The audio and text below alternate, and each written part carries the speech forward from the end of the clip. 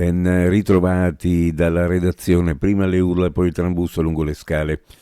I condomini dello stabile di Via Dalbiano 84 a Trieste sono stati svegliati nel cuore della notte dalle grida di due giovani pakistani accoltellati da un loro coinquilino. Uno dei due resta ricoverato in condizioni serie nel reparto di terapia intensiva di Cattinara. L'aggressione è avvenuta intorno alle 2 tra martedì e mercoledì in un appartamento al primo piano del complesso residenziale davanti al centro commerciale Le Torri d'Europa. I giovani feriti, forse nel tentativo di fermare l'aggressore, sono usciti dall'abitazione raggiungendo il marciapiede a pochi passi dalla fermata dell'autobus, dove poi sono stati soccorsi.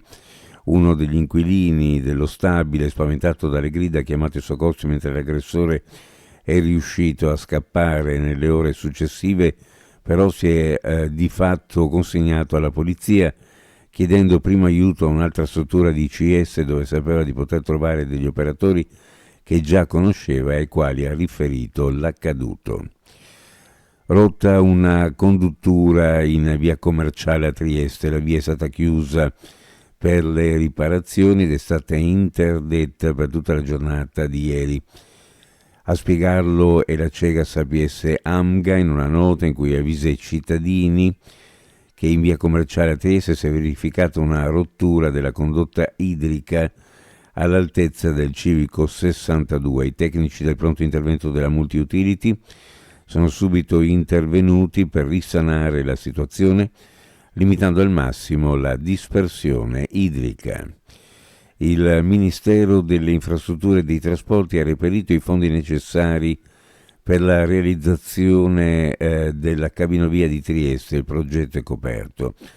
Lo ha precisato il vicepresidente del Consiglio e ministro delle Infrastrutture e dei Trasporti Matteo Salvini a margine dell'evento L'Italia dei Sì in corso a Trieste per illustrare le opere strategiche e i cantieri aperti in tutto il paese, in particolare i progetti infrastrutturali per il Friuli Venezia Giulia.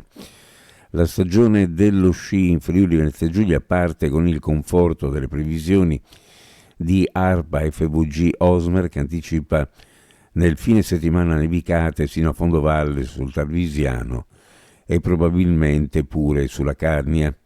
Sabato apriranno alcuni impianti a Piancavallo, Sappada, Fornia Voltri, Ravascletto Zoncolan e Tarvisio.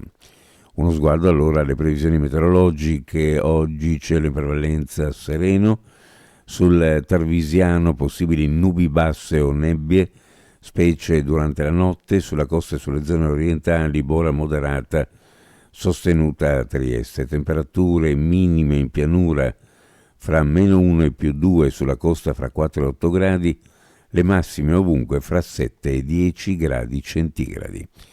Previsioni a cura di ARPA e FVG Meteo. Ed è tutto per il momento con l'informazione. Grazie per averci seguito. A più tardi.